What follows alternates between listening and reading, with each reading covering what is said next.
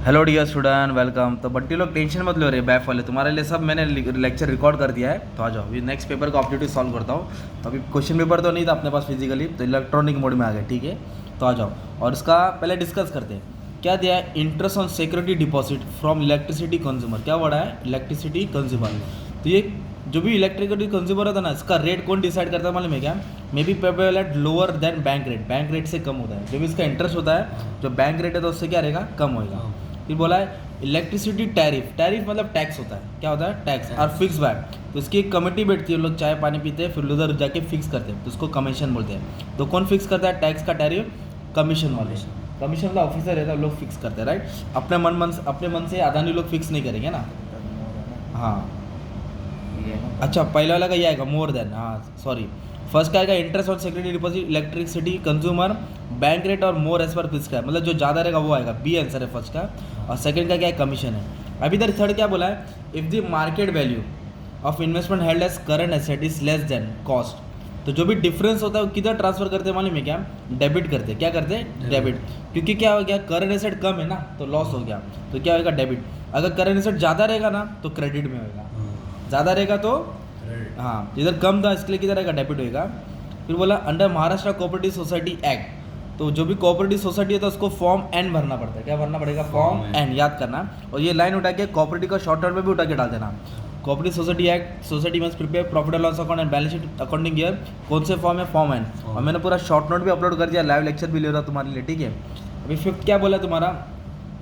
Company having net worth 250 crore and whose equity share are listed on any stock exchange. मतलब जो भी company है जो 250 करोड़ उसका स्टॉक एक्सचेंज में लिस्ट है, implemented Indian accounting standard accounting. तो कब से अकाउंटिंग है मालूम है? 1 अप्रैल 2017। 1 अप्रैल 2017, वो याद करना, ठीक है। In case of electric company, कौन सी कंपनी है? उसका जो डेप्रिसिएशन इस चार्ज है इस पर, तो डेप्रिसिएशन किसके साथ चार्ज होता है मालूम है क्या? Central electricity regulatory commission. मतलब डेप्रिसिएशन ये बनाता है कि जो भी प्लांट है, जो भी उनका मशीनरी है, उसका जो भी लैंड बिल्डिंग है, उसका डेप्रिसिएशन का क्राइटेरियन है, ये किसने बनाया है मालूम है क्या? किसने बनाया है? Electricity regulatory commission. उसके बाद क्या बोला है? क्लोज एंड स्कीम, मतलब म्यूचुअल फंड होता है टाइप्स, ओपन होता है, स्कोन एंड होता है, क्लोज एंड होता है, ग्रोथ होता है, इनकम वाला होता है। जो क्लोज एंड स्कीम होता है, इसका गाइडलाइन कौन बनाता है मालूम है क्या? Ministry of commerce. कौन बनाएगा? Ministry of commerce. फिर investment policy of mutual fund are determined by, तो ये कौन बनाता है? म्यूचुअल फंड का जो भी इन्वेस्टमेंट पॉलिसी एएमसी बनाता है। कौन बनाता है? एसेट मैनेजमेंट कमेटी, है ना। Which section? अब ये सेक्शन आएगा, अभी तुम लोग को याद करना पड़ेगा। तो किसका सेक्शन बोलेला मालूम है क्या लोगों ने? Society shall construct and relevant annual financial statement. तो बड़ा हो गया है, तो इसका 65A है, 65(1). तो ये याद करना पड़ेगा, दुआ करोगे नहीं है। Maximum amount of cash allowable to cap for sugar factory. तो शुगर फैक्ट्री के लिए कितना अमाउंट अलाउबल है? 300। कितना है? 300। अभी ट्रू और फॉल्स में क्या दिया है मालूम है क्या?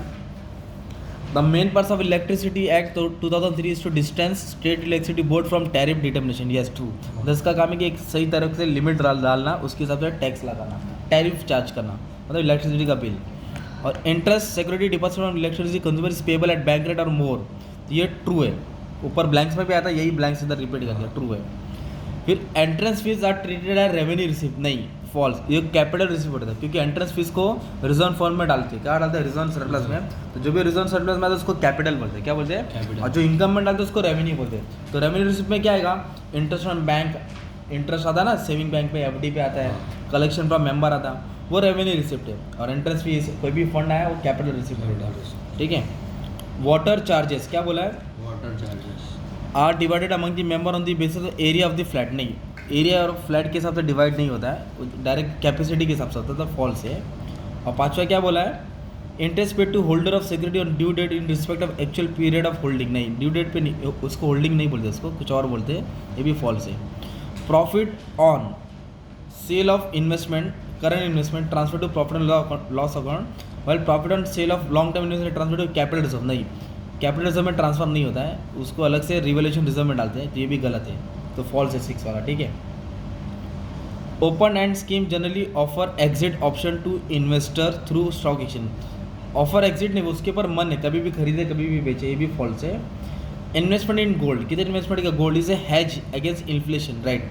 मतलब महंगाई बढ़ रही है तो गोल्ड में इन्वेस्ट करो, तो महंगाई बढ़ेगी तो गोल्ड की वैल्यू भी बढ़ेगी, तो ये वाला एडजस्टमेंट ट्रू है, ठीक है।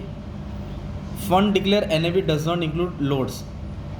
जो फंड डिक्लेयर करता है एनएम इसमें लोड्स नहीं होता, मतलब एंट्री लोड एग्जिट लोड जब डिक्लेयर करते हैं तो उस पर नहीं होता, राइट। मतलब ये भी याद करना पड़ेगा तुमको।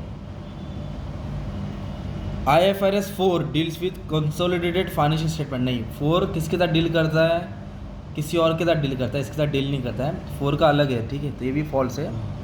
फिर तुम्हारा ये इलेक्ट्रिसिटी फाइनल अकाउंट है, तो ये वाला सम अभी मैं लाइव लेक्चर में सॉल्व कर दिया, तुम लोगों को देखना पड़ेगा, ठीक है। सेम सॉल्व कर दिया, ठीक है। चलो thank you very much and all the best for exam.